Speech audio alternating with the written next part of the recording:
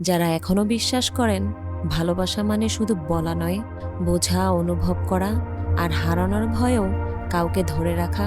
এই সিনেমাটা সেই সত্যিকারের অনুভূতির গল্প। তাহলে চলুন ডুবে যাই এক নিঃস্বার্থ ভালোবাসার গল্পে। তো গল্পের শুরুতে ঈশার আবেগঘন কণ্ঠে আমরা শুনতে পাই, যখন আমরা দুনিয়াতে আসি সৃষ্টিকর্তা আমাদের সবাইকে দেখান, কিন্তু কেন জানি সেই একটা চেহারাই তিনি আমাদের থেকে লুকিয়ে রাখেন, যাকে আমরা একদিন ভীষণ ভালোবেসে ফেলি। তারপর আমাদের দেখানো হয় ঈশার আজকে কলেজের শেষ দিন। সে উচ্চশিক্ষার জন্য সিমলার একটি বড় কলেজে লেখাপড়া করতে গিয়েছে। সেখান থেকে পড়াশোনা শেষ করে সে তার বাড়ি দেরাদুনে চলে আসে, তার পরিবারের কাছে। সে বাড়িতে আসার আনন্দে বাসায় একটি অনুষ্ঠানের আয়োজন করা হয়।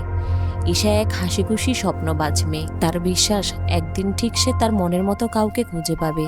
এরপর ঈশা তার বেস্ট ফ্রেন্ড রিয়া এবং তার কাজিনদের সাথে কথা বলতে থাকে। তখন তার কাজিনরা তাকে বলে রিয়া দিদি আবারও প্রেমে পড়েছে।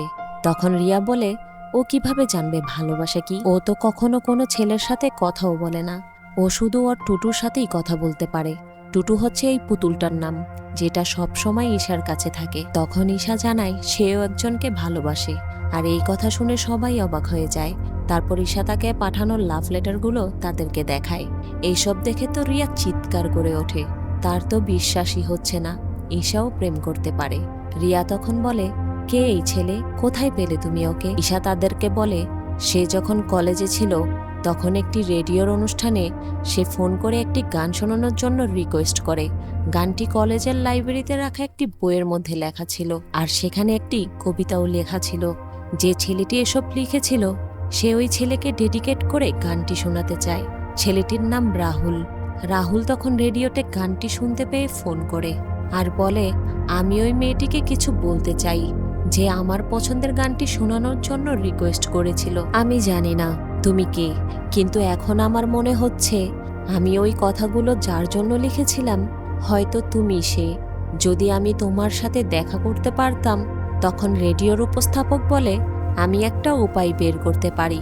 তোমরা দুজন চাইলে 12 নভেম্বর সন্ধ্যায় আমার স্টুডিওতে চলে আসতে পারো। তখন ঈশাও রেডিওতে এসব কথা শুনছিল। তারপর 12 তারিখ ঠিক সময়ে রাহুল স্টুডিওতে পৌঁছে যায়।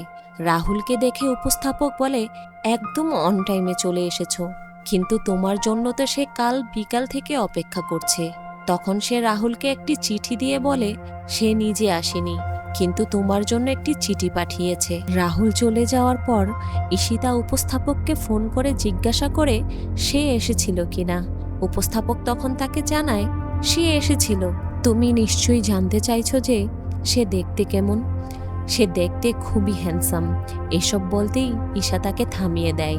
ঈশা বলে, আমি তার ব্যাপারে কিছুই জানতে চাই না। উপস্থাপক বলে, তোমারও ওর সাথে দেখা করা উচিত ছিল। ঈশা তখন বলে, একদিন আমি তার সাথে অবশ্যই দেখা করব। তারপর আমরা রাহুলকে চিঠিটি পড়তে দেখি। চিঠিতে ঈশা বলে, যখন আমি রেডিওতে তোমার কথা শুনতে পাই তখন আমার তোমার সাথে দেখা করতে অনেক মন চাইছিল, কিন্তু তারপর মনে হলো এটা ঠিক হবে না। আমি সিমলাতে লেখাপড়া করি, যেখানে এক সময় হয়তো তুমিও লেখাপড়া করেছিলে। দেরাদুনে আমার বাড়ি। আমি পরিবারের থেকে দূরে থাকতে পারি ঠিকই, কিন্তু তাদের বিশ্বাস সব সময় আমার সাথে আছে। আমি এখন আমার ব্যাপারে তোমাকে কিছুই বলতে পারবো না, এমনকি আমার নামটাও না। আসলে ঈশা তার পরিবারের বিশ্বাস নষ্ট করতে চায় না। ঈশা বলে, আমিও তোমার ব্যাপারে কিছুই জানতে চাইবো না। তোমার নাম কি, তুমি কোথায় থাকো বা কি করো, কিন্তু তোমার সাথে বন্ধুত্ব অবশ্যই করতে চাইবো। যেদিন আমি তোমাকে আমার পরিবারের সাথে দেখা করানোর মতো বিশ্বাস করতে পারবো সেদিন আমি আমার ব্যাপারে তোমাকে সব বলবো। ততদিন পর্যন্ত আমরা চিঠির মাধ্যমে কথা বলবো। এত শর্ত শুনে হয়তো তোমার আর আমার কাছে চিঠি লিখতে মন চাইবে না, কিন্তু তুমি চাইলে আমাকে পোস্ট বক্সে চিঠি লিখতে পারো। তারপর রাহুল পোস্ট অফিসে গিয়ে একটি পোস্ট বক্স অ্যাকাউন্ট খুলে নেয় নিজের জন্য।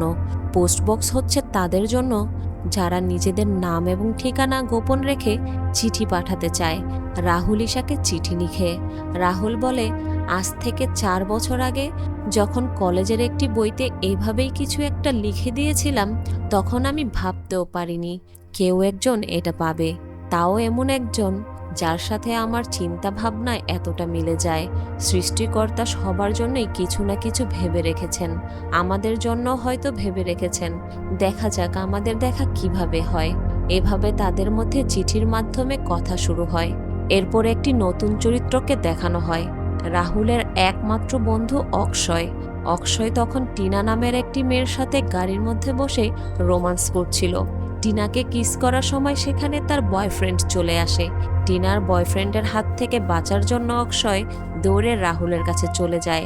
রাহুল একজন ফটোগ্রাফার, তখন সে ফটোশ্যুট করছিল। টিনার বয়ফ্রেন্ড সেখানে চলে আসে। অক্ষয়ের সাথে সে রাহুলকেও ধোলাই করে। রাহুল বলে, চোখের অপব্যবহার করলে চোখে গুঁতো তো পড়বেই, বলছি এখনো সময় আছে, ভালো হয়ে যা। আসলে অক্ষয় রাহুলের পুরাই উল্টো। রাহুল যতটা ভদ্র আর ডিসেন্ট, অক্ষয় ততটাই ছেঁচড়া টাইপের। সে সারাক্ষণ মেয়েদের সাথে ফ্লার্টিং করে বেড়ায়। সে প্রেম ভালোবাসা বিশ্বাস করে না। আর এইদিকে রাহুল যে সারাক্ষণ কল্পনায় ঈশাকে নিয়ে ভাবে। পোস্ট অফিস থেকে রিয়া রাহুলের চিঠি নিয়ে আসে ঈশাকে দেওয়ার জন্য, কিন্তু ঈশা পরিবারের সাথে নাচ গানে মশগুল থাকায় রিয়ার দিকে খেয়াল করতে পারছিল না। অবশেষে বুঝতে পেরে সে দৌড়ে রিয়াকে নিয়ে ভেতরে চলে আসে। রিয়া বলে, কখন থেকে ইশারা দিয়ে যাচ্ছি যে তোমার চিঠি এসেছে, কিন্তু তুমি বুঝতেই পারছিলে না। তাই সে একটি সিগন্যাল ডিসাইড করে আর বলে, এখন থেকে এই সিগন্যাল দিলে বুঝবে তোমার চিঠি এসেছে। তারা দুজনে দুজনকে এভাবেই দিনের পর দিন চিঠির মাধ্যমে জানতে শুরু করে, তাদের পছন্দ অপছন্দ সবকিছু। কখনো দেখা হয়নি তাদের, তবু হৃদয় কথা বলতো প্রতিটি চিঠির মাধ্যমে। তাদের প্রেমের সাক্ষী ছিল কেবল চাঁদ। যখন রাত নামতো তারা দুজনেই তাকিয়ে থাকতো একই চাঁদের দিকে, একই আকাশে, কিন্তু ভিন্ন শহরে। কত অদ্ভুত না? দেখা না করেও, স্পর্শ না করেও দুটি মন একে অপরকে অনুভব করত গভীর ভালোবাসায়। রাহুলের জন্মদিনে চিঠির সাথে গিফট হিসাবে ঈশা তার পুতুল টুটুকে পাঠায়। রাহুল ও ঈশাকে একটি টয় প্লেন পাঠায়। চিঠিতে লেখা ছিল, যখনই একা লাগবে এটাকে বুকে জড়িয়ে নিও, ঠিক আমি তোমার পাশে আছি এমনটা অনুভব করবে। এরপর অক্ষয় আর রাহুল বাড়িতে এসে দেখে অক্ষয়ের গার্লফ্রেন্ড তানিয়া তার বাবা মাকে নিয়ে তাদের বাড়িতে এসেছে বিয়ের প্রস্তাব নিয়ে। এসব দেখে অক্ষয় অবাক হয়ে যায়। সে তো কোনো সম্পর্কই সিরিয়াসলি নেয় না, কিন্তু তানিয়া তাকে সত্যি ভালোবাসে। অক্ষয় তানিয়াকে নানান অজুহাত দেখিয়ে না করে দেয়। কষ্ট পেয়ে তানিয়া ও তার বাবা মা সেখান থেকে চলে যায়। ছেলের এমন অবস্থা দেখে অক্ষয়ের বাবা মা খুব কষ্ট পায়। রাহুল অক্ষয়ের মাকে সান্ত্বনা দিয়ে বলে, ওর জন্য আমি নিজে মেয়ে পছন্দ করব, যাকে আমাদের সবার পছন্দ হবে, আর ও সেই মেয়েকেই বিয়ে করবে, তুমি দেখে নিও। রাহুলের বাবা মা নেই, তাই ছোটবেলা থেকে অক্ষয়ের বাবা মার কাছে বড় হয়েছে। নিজের ছেলের মতোই আদর করে তারা রাহুলকে। এদিকে ঈশা তার দাদুর সাথে তাদের স্টোরের ম্যাগাজিনের জন্য একজন ফটোগ্রাফার খুঁজছিল। তখন ঈশার একটি ফটো খুব পছন্দ হয়, আর সেই ফটো তুলেছিল রাহুল। ঈশা তাই রাহুলকে ফোন করে তাদের ম্যাগাজিনের জন্য ফটোশ্যুট করার প্রস্তাব দেয়। সে তাকে দিয়ে একটি ব্রাইডাল ফটোশ্যুট করাতে চায়। লোকেশনের কথা জিজ্ঞেস করায় দেরাদুনের কথা শুনে রাহুলের মুখে হঠাৎ ফুটে আসে এক আনন্দময় হাসি, যেন কেবল সেই শহরের নামই তার হৃদয়কে আনন্দে ভরিয়ে দিতে পারে, কারণ সেই শহরেই রয়েছে তার ভালোবাসা। সে ফটোশ্যুট করার জন্য রাজি হয়ে যায়। তারপর রাহুল দেরাদুনে চলে আসে। সেখানে তাকে রিসিভ করতে আসে তাদের কোরিওগ্রাফার অ্যানা। সেদিন অ্যানার বার্থডে ছিল, তাই অ্যানার জন্য সারপ্রাইজ প্ল্যান করে সবাই। সেখানে রাহুলের সাথে ঈশার দেখা হয়। ঈশা তখন রাহুলের বার্থডে কবে তা জানতে চায়। ডেটটা শুনে ঈশার মনে এক অন্যরকম অনুভূতি হয়, কারণ সেদিনই তো তার ভালোবাসার মানুষটারও বার্থডে। অদ্ভুত তাই না? তাদের চোখ মিলেছে আজ, ঠিক কাজের কারণে, কিন্তু কেউ কাউকে চেনে না। তবুও সেই অচেনা চোখে একটি পরিচিত ভাব, এক নিঃশব্দ ভালোবাসা লুকিয়ে আছে। তারপর ঈশা রাহুলকে তাদের বাড়িতে নিয়ে সবার সাথে পরিচয় করিয়ে দেয়। রাহুল তাদেরকে একটি ফ্যামিলি ফটো তুলে দেয়। রিয়া রাহুল আর ঈশাকে তার কলেজের রিইউনিয়ন পার্টির জন্য ইনভাইট করে। পার্টিতে ঈশা মদ মেশানো ড্রিঙ্কস পান করে উল্টাপাল্টা ডান্স করতে শুরু করে। সেখানে রাহুল তাকে খুব সুন্দরভাবে সামলে নেয়। পরের দিন রিয়ার কাছে সবকিছু শুনে ঈশা রাহুলের কাছে সরি বলতে আসে আর তাকে রিকোয়েস্ট করে সে যেন তার এসব কর্মকাণ্ডর কথা তার দাদুর কাছে না জানায়। রাহুল তখন জানায়, ঠিক আছে জানাবো না, কিন্তু যদি তুমি নিজে ব্রাইডাল শ্যুট করতে রাজি হও তাহলে। ঈশা তখন রাজি হয়ে যায়। রাহুল খুব সুন্দর করে তাকে ব্রাইডাল শ্যুট করে দেয়। আর এদিকে মডেল অসুস্থ থাকায় ম্যাগাজিনের জন্য ভিডিওগ্রাফির কাজটাও রাহুল আর ঈশাকেই করতে হয়। এভাবে তাদের মধ্যে একটি দুষ্ট মিষ্টি বন্ধুত্বের সম্পর্ক হয়ে যায়। আজ প্রথম তারা একসাথে চাঁদ দেখছে আর তাদের ভালোবাসার মানুষকে মনে মনে ভাবছে। সবাই তাদের মিউজিক ভিডিও ও ফটোশ্যুট দেখে অনেক পছন্দ করে। তখন রিয়া ঈশাকে রাহুলের চিঠি এনে দেয়। চিঠিতে রাহুল জানায়, আমি তোমার শহর দেহরাদুনে এসেছি, কিন্তু যদি তুমি না চাও আমি তোমার সাথে দেখা করার চেষ্টাও করব না। এই কথা শুনে খুশিতে নাচতে শুরু করে ঈশা। এই পড়তে পড়তেই রাহুল হঠাৎ তার সামনে এসে পড়ে। সে দ্রুত চিঠি লুকিয়ে ফেলে। রাহুল জানায়, দাদু তোমাকে ডাকছে। দাদু ঈশাকে জানায় তার জন্য একটি বিয়ের প্রস্তাব এসেছে, তোমার খালার বান্ধবীর ছেলে, খুবই ভালো পরিবার, সে পরিবারে বিয়ে হলে অনেক সুখে থাকবে তুমি। ঈশা দাদুকে তার ভালোবাসার কথা কিছু বলতে পারে না। কি বলবে সে? ঈশা তো সেই ছেলের নাম ঠিকানা কিছুই জানে না। তাই সে রাহুলের কাছে যায় হেল্পের জন্য, কারণ রাহুলও তো মুম্বাইতে থাকে। হয়তো তার সাহায্যে ঈশা তার ভালোবাসার মানুষকে খুঁজে বের করতে পারবে, কারণ চিঠি পাঠাতে তো সময় লাগে। রাহুলের বাড়িতে গিয়ে ঈশা অক্ষয়ের একটি ভয়েস রেকর্ড শুনতে পায়, যেখানে অক্ষয় বলে, তুই নাকি আমার জন্য ঈশাকে পছন্দ করেছিস। আমি জানি, তোকে আমিই পাঠিয়েছিলাম ঈশাকে দেখার জন্য, আর বলেছিলাম তোর পছন্দ হলেই আমি বিয়ের জন্য রাজি হব, কিন্তু এখন আমার খুব নার্ভাস লাগছে। একটা মেয়ের সাথে কিভাবে কাটাবো আমি সারাটা জীবন। এসব শুনে ঈশা বুঝতে পারে ফটোশ্যুটের আড়ালে আসলে সে তাকে দেখতে এসেছিল। ঈশা এসব শোনার সময় রাহুলও সেখানে চলে আসে। ঈশা রেগে গিয়ে রাহুলকে বলে, তাহলে তুমি এতদিন আমার পরীক্ষা নিচ্ছিলে যে আমি তোমার বন্ধুর উপযুক্ত কিনা, এজন্যই তুমি আমার সাথে বন্ধুত্ব করেছিলে। যাক, এখন বুঝতে পারলাম তুমি আসলে আমার বন্ধু না। তারপর ঈশা সেখান থেকে চলে যায়। রাহুল ঈশার বিশ্বাস ভেঙে দিয়েছিল। যার কাছে সাহায্য চাইতে এসেছিল সেই এখন বিপদের কারণ হয়ে দাঁড়িয়েছে। ঈশা তাই নিজেই তার দাদুকে জানায় যে সে একটি ছেলেকে ভালোবাসে। দাদু তখন জিজ্ঞাসা করে, কতদিন ধরে সম্পর্ক তোমার ওই ছেলের সাথে? নাম কি, কোথায় থাকে, কি করে, মানে ওই ছেলের ব্যাপারে সবকিছু জানতে চায় আর কি। ঈশা জানায়, অনেক দিনের সম্পর্ক আমাদের, কিন্তু তার ব্যাপারে আমি কিছুই জানি না। দাদু বলে, যাকে চিনো না জানো না তাকে ভালোবাসলে কিভাবে? ঈশা জানায়, কারণ তাকে আমি বিশ্বাস করি। দাদু, একবার অন্তত ওর সাথে দেখা করো, তারপর না হয় তুমি সিদ্ধান্ত নিও। এরপর ঈশা রাহুলকে তার এবং তার পরিবারের সাথে দেখা করার কথা জানিয়ে একটি চিঠি পাঠায়। ঈশা তার দাদুকে নিয়ে চিঠিতে লেখা জায়গা ও সময় মতো রাহুলের জন্য অপেক্ষা করতে থাকে। এজন্য এক মধুর অপেক্ষা।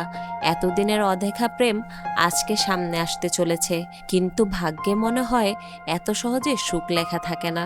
যেখানে রাহুলের আসার কথা সেখানে চলে আসে অক্ষয় তার পরিবার নিয়ে। ঈশা বারবার গেটের দিকে তাকিয়ে যাচ্ছিল তার ভালোবাসার জন্য, কিন্তু সে আসে না। এদিকে অক্ষয় অনেক খুশি। সে রাহুলকে জড়িয়ে ধরে চুমু খেতে থাকে তার মনের মতো মেয়ে খুঁজে দেওয়ার জন্য। ঈশাকে তার ভীষণ পছন্দ হয়েছে। ঈশা তার দাদুকে বলে, হয়তো এমন হতে পারে আমার চিঠি সে এখনো পায়নি, তাই আসতে পারেনি। কিন্তু দাদু তখন বলে, অক্ষয় অনেক ভালো ছেলে, আর ওর পরিবারকে আমরা অনেক আগে থেকেই চিনি। ঈশা তখন রাহুলের দেয়া সব চিঠিগুলো দাদুকে দেখায়, কিন্তু যেই মানুষটা ধরাছোঁয়ার বাইরে, তার আশায় কিভাবেই বা থাকা যায়। তারপর অক্ষয় তার পরিবারকে নিয়ে ঈশার বাড়িতে আসে বিয়ের কথা পাকা করার জন্য। সেখানে রাহুলকে দেখে সবাই একটু অবাক হয়ে যায়। তখন অক্ষয়ের মা বলে, রাহুল আমার ছেলের মতো, আমার পরিবারের একজন। এরপর রাহুল এঙ্গেজমেন্টের কাপড় নিয়ে ঈশার রুমে যায় এবং তার কাছে ক্ষমা চায়। রাহুল বলে, আমি তোমাকে কষ্ট দিতে চাইনি, আমি শুধু দেখতে চেয়েছিলাম তুমি সেই মেয়ে কিনা যার খেয়াল আমার বন্ধু সারা জীবন রাখতে পারবে। আমি সত্যি তোমাকে আমার একজন ভালো বন্ধু মনে করি, তুমি আমার ওপর বিশ্বাস রাখতে পারো। এদিকে পণ্ডিত মশাই আবার 6 মাস পরে বিয়ের মুহূর্ত বের করেছে। অক্ষয় তখন বলে, যখন আমি বিয়ে করতে চাইতাম না, তোমরা আমাকে বিয়ের জন্য জোর করতে, আর এখন আমি বিয়ে করার জন্য অস্থির হয়ে আছি, তোমরা কিনা এত লেট করতে চাইছো। অক্ষয়ের মা ছেলের এত অস্থিরতা দেখে বলে, ঠিক আছে বাবা, কালকেই তোমার এঙ্গেজমেন্ট করানো হবে। কথা মতো পরের দিন তাদের এঙ্গেজমেন্টের আয়োজন করা হয়। সেদিনই রিয়া রাহুলের পাঠানো একটি চিঠি নিয়ে আসে ঈশার কাছে। রাহুল জানায়, মুম্বাই থেকে দেরাদুনে চলে আসাতে সময় মতো আমি চিঠিটি হাতে পাইনি, তাই সেদিন তোমার সাথে দেখা করতে আসতে পারিনি। যাই হোক, এখন আর আমি অপেক্ষা করতে পারছি না। সৃষ্টিকর্তা অনেকটাই বেশি সময় নিয়ে ফেলেছে আমাদের দেখা করানোর জন্য, তাই আমি 10 আগস্ট তোমার সাথে দেখা করতে চাই। সন্ধ্যায় আমি রাম মন্দিরে তোমার জন্য অপেক্ষা করব। আমি সাথে করে তোমার দেয়া টুটুকে নিয়ে আসব, আর তুমি আমার দেয়া প্লেনটি নিয়ে আসবে। চিঠি পড়ে ঈশা রাহুলের দেয়া প্লেনটি নিয়ে দ্রুত রাম মন্দিরে চলে আসে। ঈশা চারিদিকে রাহুলকে খুঁজতে থাকে। তখন রাহুল পিছন থেকে ঈশাকে দেখে অবাক হয়ে যায়, আর তখনই রাহুলের চোখ যায় তার দেয়া প্লেনটার দিকে। রাহুল বুঝতে পারে যে মেয়েটির সাথে এতদিন ধরে সে চিঠিতে প্রেম করে এসেছে, যে মুখ কল্পনায় 1000বার দেখেছে, সে মেয়েটি ঈশা, যার সাথে তার বন্ধুর বিয়ে ঠিক হয়েছে। এক মুহূর্তে যেন সবকিছু থমকে যায়। চোখে জল আসে না, কিন্তু বুকের ভেতরটা কেঁপে ওঠে। ভালোবাসা আর বন্ধুত্ব দুটোর মাঝখানে আটকে যায় রাহুল। সে বোঝে না কি করবে, ভালোবাসাকে বাঁচাবে নাকি বন্ধুত্বকে। এই দোটানার মাঝেই সে হারিয়ে যায় নিজের অনুভূতির গভীরে। ঈশা রাহুলের জন্য একটি বেঞ্চে বসে অপেক্ষা করতে থাকে। পাশে রাহুলের দেয়া ছোট্ট প্লেনটি রাখা, চোখে আশা হয়তো সে আসবে। হঠাৎ করে তাকিয়ে দেখে প্লেনের পাশে নিঃশব্দে রাখা তার দেয়া টেডি টুটুকে। মুহূর্তেই বুঝে যায় রাহুল এসেছে, কিন্তু দেখা না দিয়েই চলে গেছে নীরবে চুপচাপ। চোখ ভিজে ওঠে, মন কেঁপে যায়। ঈশা চারদিকে খুঁজতে থাকে রাহুলকে। প্রতিটি দিকেই তার চোখে একটাই প্রশ্ন, কোথায় তুমি? অন্যদিকে রাহুল চুপচাপ দাঁড়িয়ে সবকিছু দেখছে পেছন থেকে। ঈশার কষ্ট, তার চোখের অশ্রু সবই অনুভব করছে, কিন্তু কিছুই করতে পারছে না। ধীরে ধীরে ঈশা ফিরে যায় তার বাড়ির পথে। চোখে ভাসে শুধু রাহুলের স্মৃতি আর ভালোবাসা অসমাপ্ত থেকে যাওয়ার ভয়। এদিকে বাড়িতে এঙ্গেজমেন্টের আয়োজন শুরু হয়, কিন্তু এঙ্গেজমেন্টের আগে অক্ষয় ঈশার সাথে একটু কথা বলতে চায়। অক্ষয় বলে, অনেক মেয়ের সাথে আমার সম্পর্ক ছিল, কিন্তু ভালোবাসা কি তা আমি শুধু তোমাকে দেখে বুঝতে পেরেছি। হতে পারে অতীতে তোমার জীবনেও কেউ ছিল, কিন্তু আমি তার ব্যাপারে কিছুই জানতে চাই না। আমি শুধু জানতে চাই তুমি আমাকে বিয়ে করতে রাজি আছো কিনা। ঈশা কিছু না বলে চুপ করে থাকে। তারপর অক্ষয় ঈশাকে নিয়ে আসে এবং রিং পরিয়ে দেয়। রাহুল সে সময়ে সেখানে উপস্থিত ছিল। যে মেয়েটিকে ভালোবেসেছিল, চোখের সামনে আজ সেই মেয়েটিকে অন্য কারো হাতে রিং পরতে দেখছে। চোখে পানি ছলছল করছে। পাওয়ার আগেই যেন ভাগ্য তাকে তার ভালোবাসা থেকে দূরে সরিয়ে দিল। পরের দিন অক্ষয় ঈশাকে জিজ্ঞেস করে, আরে তুমি তো আমাকে বললেই না, আমাকে তোমার কেমন লাগে? ঈশা তখন বলে, আপনি কেন এমন করলেন? আমি তো আপনাকে বিয়ে করার জন্য হ্যাঁ বলিনি। অক্ষয় বলে, তুমি তো নাও করনি। ঈশা তখন চুপ হয়ে যায়। এভাবেই কষ্ট আর অপেক্ষায় ঈশার সময় যেতে থাকে।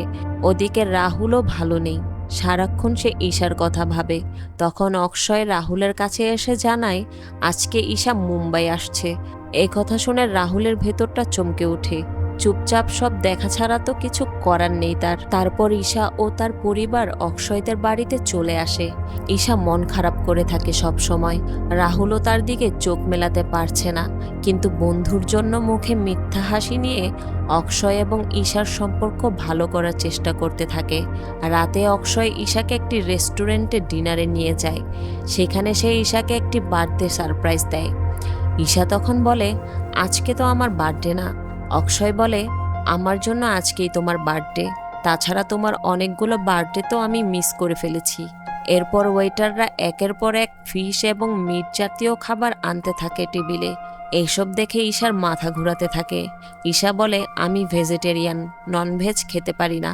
এই বলে সে বমি করে দেয়। বেচারা অক্ষয় একটু ইমপ্রেস করতে চেয়েছিল, কিন্তু তার উল্টোটাই হয়ে গেল। ঈশা তারপর অক্ষয়কে বলে, আপনি তো আমাকে চেনেন না, কখনো কথাও হয়নি, তারপরও কেন বিয়ে করতে চাইছেন আমাকে? অক্ষয় বলে, কারণ আমার মন বলে তুমি সেই মেয়ে যাকে নিয়ে আমি সারাটা জীবন কাটাতে পারবো।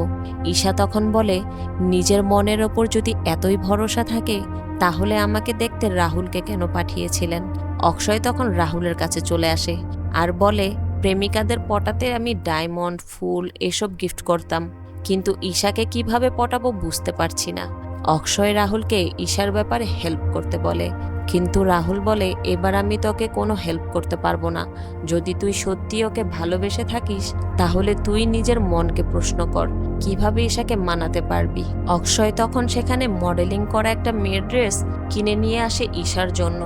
অক্ষয়ের মা ঈশা বাড়িতে আসার খুশিতে একটি পার্টি রাখে, আর সেই পার্টিতে অক্ষয় ঈশাকে ড্রেসটি পরতে বলে।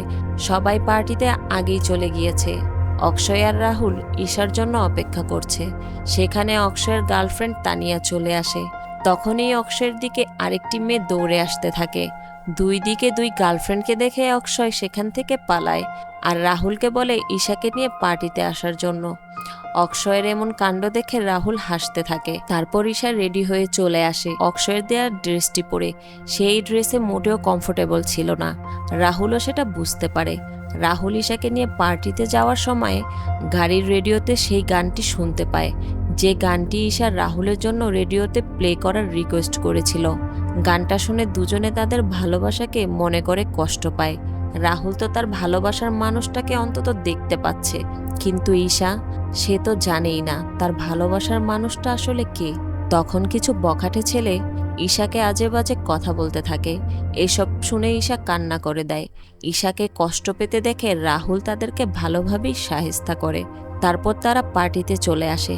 পার্টিতে অক্ষয় ঈশাকে নিয়ে ডান্স করার সময় হঠাৎ ঈশার ড্রেসের চেন খুলে যায়। রাহুল সেটা খেয়াল করে, কিন্তু অক্ষয় এমনভাবে ডান্সে মেতে থাকে যে ঈশার দিকে তার কোনো খেয়ালই নেই।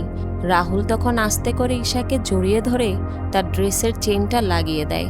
ঈশা তখন বলে, আমাকে এখান থেকে নিয়ে যাও প্লিজ। আসলে ঈশা এই ধরনের ড্রেস পরে অভ্যস্ত ছিল না, কিন্তু অক্ষয়ের জন্য তাকে এই ড্রেস পরতে হয়েছে। ঈশা তখন রাহুলকে বলে, যদি তুমি আমাকে ভালোবাসতে এভাবে আমাকে এখানে আনতে পারতে। এই কথা শুনে রাহুল ঈশার গায়ে কৌশলে ড্রিঙ্কস ঢেলে দেয়। অক্ষয় তখন ঈশাকে নিয়ে বাড়িতে চলে আসে।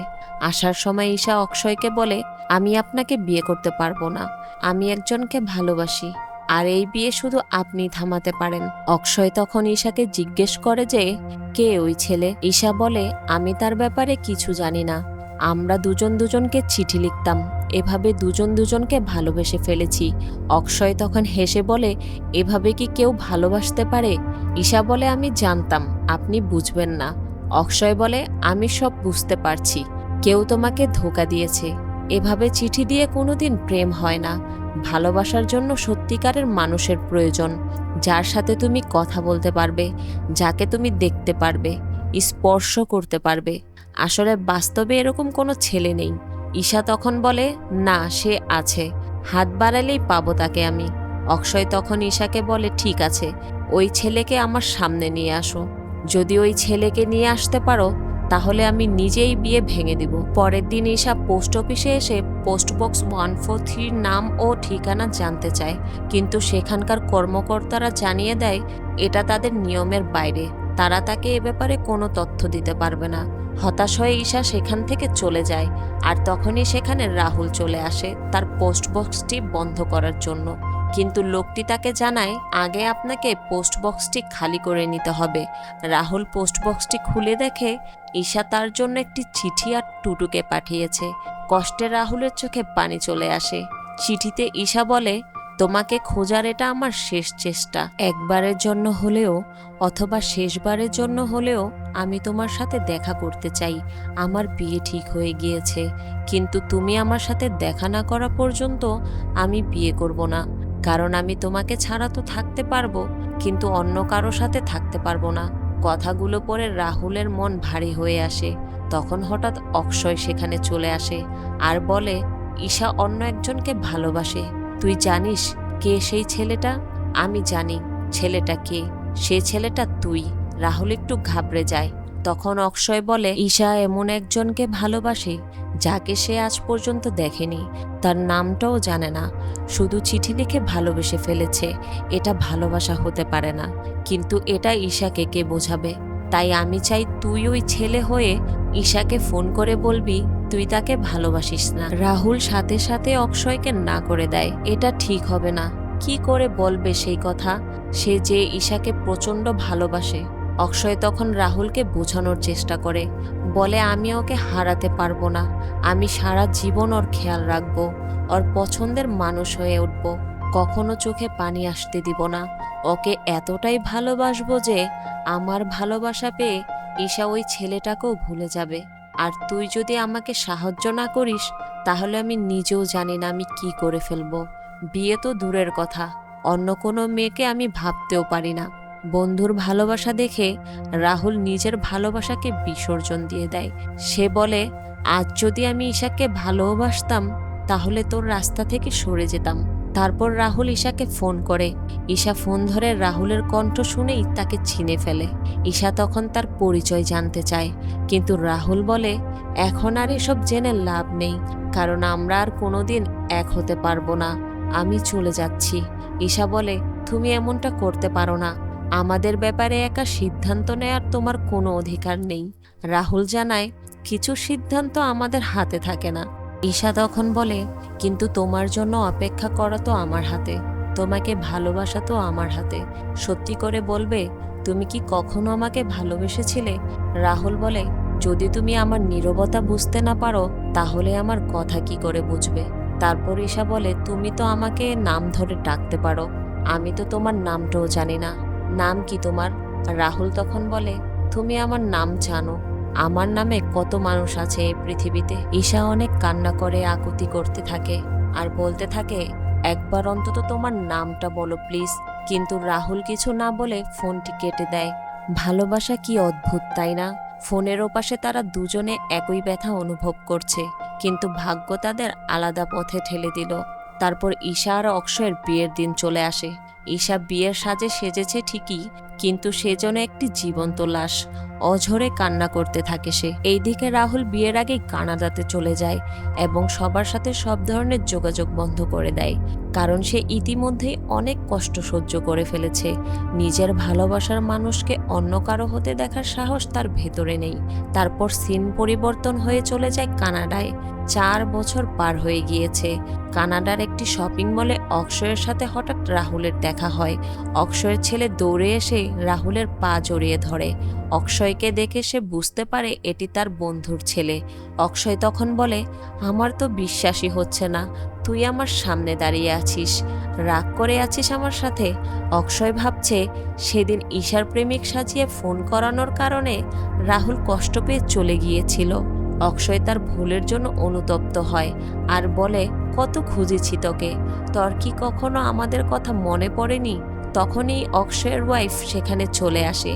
রাহুল প্রচণ্ড ভয়ে ভয়ে পেছন ঘুরে তাকাতেই তানিয়াকে দেখতে পেয়ে খুব অবাক হয়ে যায়। অক্ষয় তখন বলে, তুই সব সময় বলতি না একদিন আমি আমার সত্যিকারের ভালোবাসাকে ঠিক খুঁজে পাবো? এই হচ্ছে আমার সেই ভালোবাসা। রাহুল তখন ঈশার কথা জিজ্ঞেস করে। অক্ষয় বলে, আমি ঈশাকে বিয়ে করতে পারিনি। ও তাকিয়েছিল আমার দিকে, কিন্তু ওর চোখ খুঁজছিল অন্য কাউকে। ও আমার পাশে থেকেও আমার সাথে ছিল না। এই অবস্থায় কিভাবে বিয়ে করতাম ওকে? ঈশা এখনো ওই ছেলের জন্য অপেক্ষা করে যাচ্ছে। কত বুঝিয়েছি ওকে, কিন্তু কারো কথা শোনে না।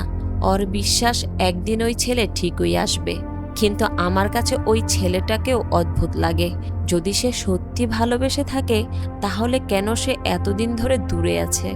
এই কথা বলতে বলতে রাহুলের তোলা ঈশার সেই ছবিগুলো সেখানে নিয়ে আসা হয়। আসলে আজকে রাহুলের ফটো এক্সিবিশন ছিল, আর এই এক্সিবিশনের মাধ্যমে রাহুল ঈশার প্রতি তার ভালোবাসার অনুভূতি প্রকাশ করে। ছবিগুলো দেখে অক্ষয় বুঝে যায় রাহুলই সেই ছেলে। অক্ষয় কান্না করে দেয়। অক্ষয় বুঝতে পারে বন্ধুর জন্য কত বড় প্রতিদান দিয়েছে সে, আর বলে, তুই আমাকে বলিসনি কেন? রাহুল তখন বলে, তুই যদি আমার জায়গায় থাকতি তাহলে কি করতি? অক্ষয় তখন বলে, আর দেরি করিস না, ও এখনো তোর অপেক্ষা করছে, এখনই তোর ভালোবাসার কাছে ফিরে যা। রাহুল তখন দ্রুত ভারতের দেহরাদুনে চলে আসে। ঈশাদের বাড়িতে এসে সে দেখতে পায় সেখানে বিয়ের আয়োজন চলছে। বিয়ের মণ্ডপে ঈশার বাবা মাকে দেখে রাহুল ভয় পেয়ে যায়। রাহুল ভাবে হয়তো ঈশার বিয়ে হচ্ছে আজ, কিন্তু তখনই পেছন থেকে ঈশা চলে আসে। এতদিন পর রাহুলকে দেখে সে মুচকি হেসে দেয়, কিন্তু রাহুল যখন তার শার্টের ভেতর থেকে ঈশার সেই টুটুকে বের করে, ঈশা বুঝতে পারে রাহুলই তার সেই ভালোবাসা। রাহুল তখন বলে, আমি তোমাকে বলেছিলাম না তুমি আমার নাম জানো? আমার নাম রাহুল। কয়েক সেকেন্ডের জন্য সবকিছু থমকে যায়, যার জন্য সে এতটা বছর অপেক্ষা করেছে সে আজ তার সামনে দাঁড়িয়ে আছে। তারা দুজন দুজনকে জড়িয়ে ধরে কান্না করতে থাকে। আর এভাবেই সত্যিকারের ভালোবাসার একটি সুন্দর সমাপ্তি দিয়ে মুভিটি শেষ হয়।